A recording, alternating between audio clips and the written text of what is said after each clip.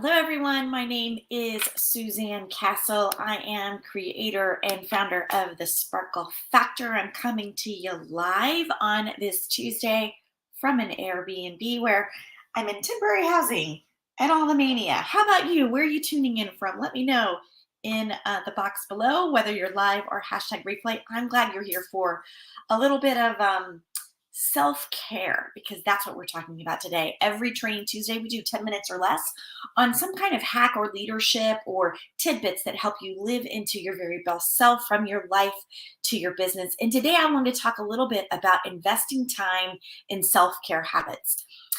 Being productive is a truly wonderful thing, but too often we get so caught up in doing that we forget the person doing the thing is every bit as important as the thing or whatever it is we're trying to accomplish, if not more so. Now, for most people, this is a pretty difficult concept. I know I said it simply, but hang with me for a minute. You see, we tend to be results-oriented people, right? And we're so results-oriented that we might skip meals. We stay up late. We work through breaks. Are you feeling me? If so, give me some love in the chat. We push and push to keep going because we think that that's what we're supposed to do. And we think that we'll accomplish much more if we just keep going. But the truth of the matter is that we're not only hurting ourselves, but we are reducing our output significantly. So stay with me. I'm going to give you some tips and some tricks. It's really common sense when you think about it this way, because if you're exhausted, it takes you a lot longer to perform a simple task.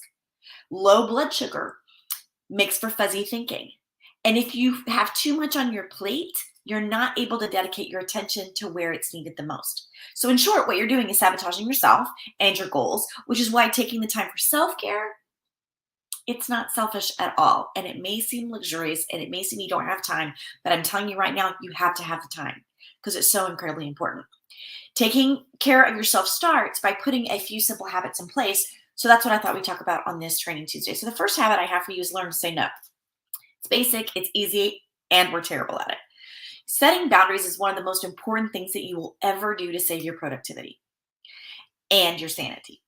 So you need to know when to say yes, but more importantly, when to say no, so that you reserve your energy for what's important. And that means you're also going to free up some of your time to enjoy more self-care. I've done a lot of videos about this. So if no is something that you're struggling with, just get on this my YouTube channel and type in like boundaries and no. And there's a whole bunch of training on there for you to consume and check out. But really, I want you to think about it. If you have limited time, and let's say you have 4 hours and you need XYZ, XYZ, XYZ, and you need to understand your priorities to do that, and XYZ, XYZ, XYZ, and something comes into your midst, you're going to need to say no for your sanity. The second thing to remember is to rest. We're just coming off a holiday weekend. It's July the 5th when I'm recording this.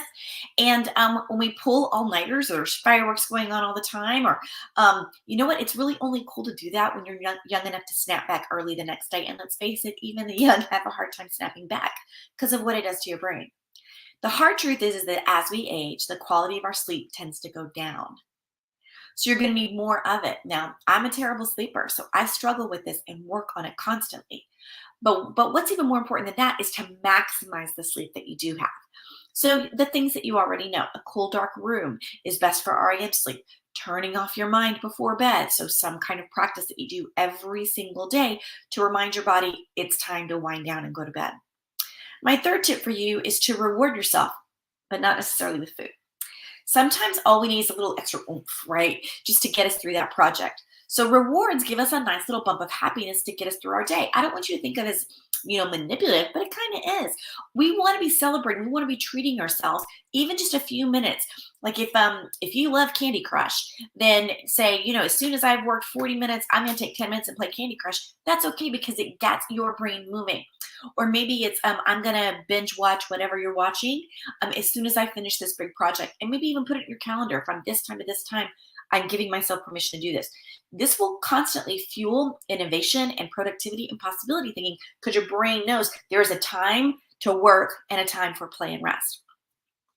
My fourth tip is about celebrating success. I talk about celebrating all of the time because we don't do it enough. And I really feel like we need to be recognizing accomplishments in a much better way.